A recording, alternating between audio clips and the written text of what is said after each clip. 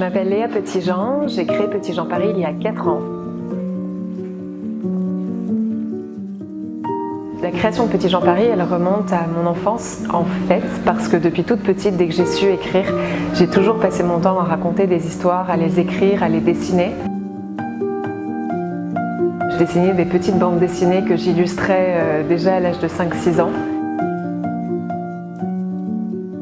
Et plus tard, donc sans grande surprise, j'ai fait des études littéraires et tout au long de mon apprentissage de la littérature française, j'ai de plus en plus eu une curiosité également pour le travail de la couleur, pour le dessin, pour les beaux-arts.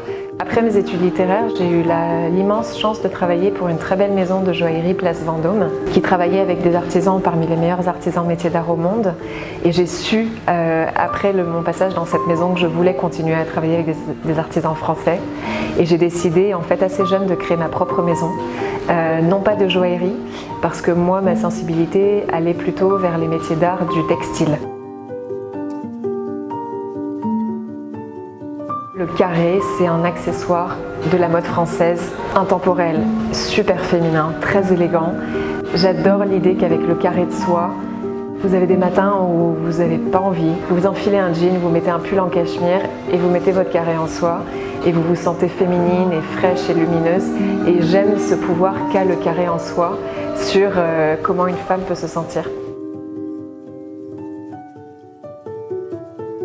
Mon identité, assez naturellement, et l'inspiration pour mes collections a toujours tourné autour de la campagne bucolique, d'une certaine forme de poésie. Je renoue un petit peu avec mes études littéraires aussi à travers ça.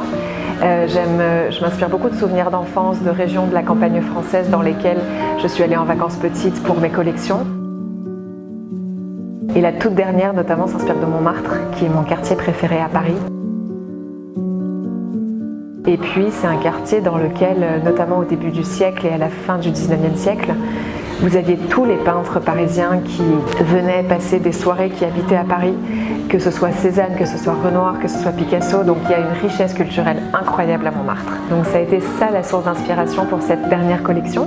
Et puis au fur et à mesure qu'on a développé toutes ces collections, on a sorti de nouveaux formats. Que ce soit le bracelet en soie, que ce soit le gavroche, que ce soit la maxi lavaline, qui est comme une grosse cravate en soie que l'on peut également porter en ceinture. Et l'idée de développer tous ces formats, c'était de rajeunir un petit peu l'image du carré et de permettre à des femmes de tous les âges d'avoir envie de porter de la soie, soit pour une touche assez délicate au niveau du poignet, soit en petit tour de cou ou dans les cheveux. C'est très charmant, très tendance pour les jeunes filles en ce moment notamment. Et puis le maxi carré 130 par 130 pour les femmes qui ont des looks un petit peu plus audacieux et qui ont vraiment envie d'avoir des styles très chatoyants.